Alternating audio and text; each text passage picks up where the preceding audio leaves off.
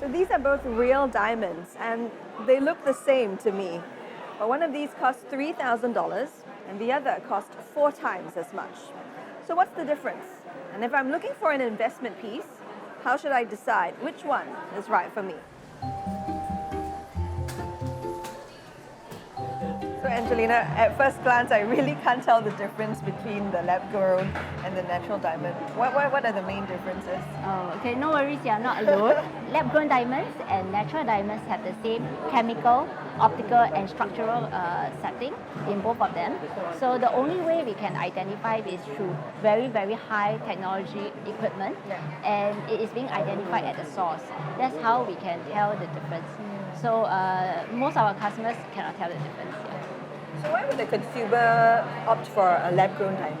I think the biggest advantage, it will be price.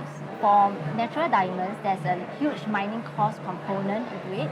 And now diamonds are being grown in the laboratory. This particular mining cost is removed and the cost savings can be passed over to consumers. According to a recent survey, more than half of couples now say their engagement ring includes a synthetic diamond.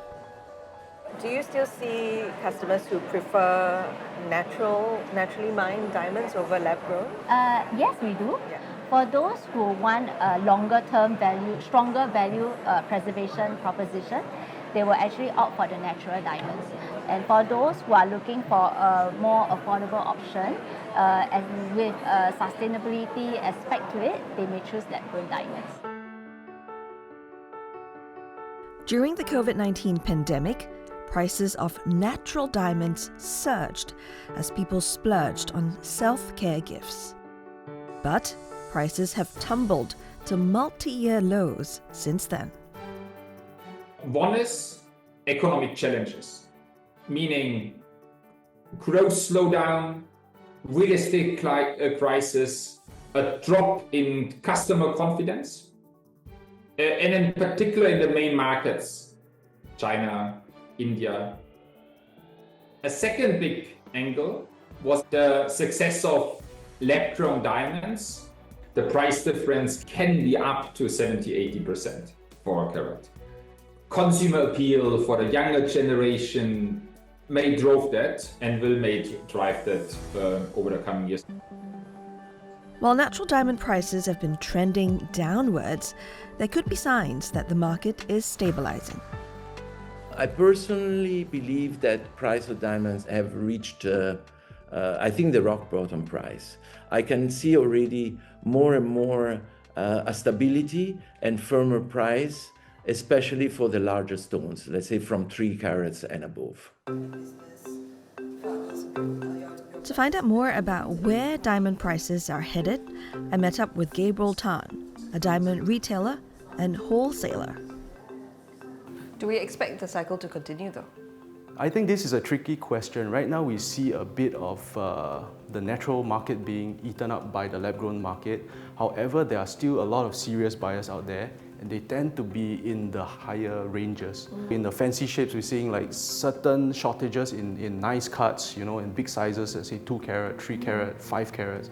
We are getting stones that are not moving for the past 5 years. Suddenly it's being sold right now.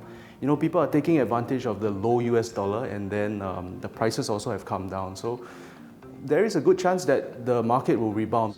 Is there anything that could maybe prevent the rebound? There is a chance that, lab-grown just takes over everything and just finishes off the natural business. However, I just don't think that is a feasible direction, because we are looking at all the high-end brands. They're still going strong on natural diamonds, and collectors are just basically being more restrictive about what they're buying, but they're not necessarily holding off. If we're buying diamonds for investment, what makes a good diamond investment? I will tell you frankly, I've never seen a diamond sell itself before. Diamonds are a type of luxury commodity that needs to be worked on. We have to have marketing, we need to make jewelry, we need to look for buyers. Well, for a retail customer, I think the best thing they can do is to try to buy high up in the pipeline, and then they can look for stones that have the good 4Cs. Balance the 4Cs with your budget. So for example, you go for color, clarity, cut and carat. try to buy something that is above 2 carat, for example, if you want to have the best chance at retaining its value. And this here is a lab-grown diamond, but Yes. it looks just as shiny as a natural one. Yes. So, what makes one worth more than the other?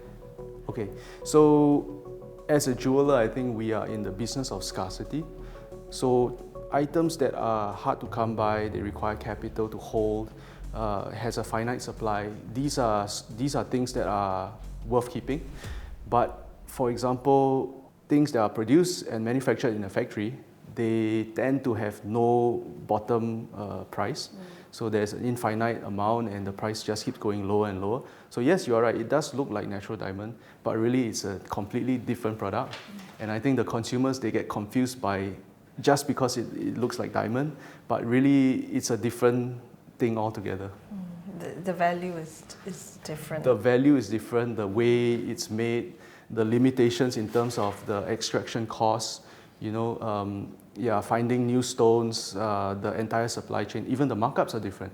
Natural markups are much lower than lab-grown markups, for example. So to sum it up, there's a link between scarcity and valuation. Lab-made diamonds may be cheaper, but experts say they have lower resale value than a natural diamond. So ultimately, if I'm going to buy a diamond for investment, I'd probably go for the natural diamonds. But if I'm buying a stone just to wear on a daily basis, I might go for the lab-grown ones because that means I can also get a bigger sized stone.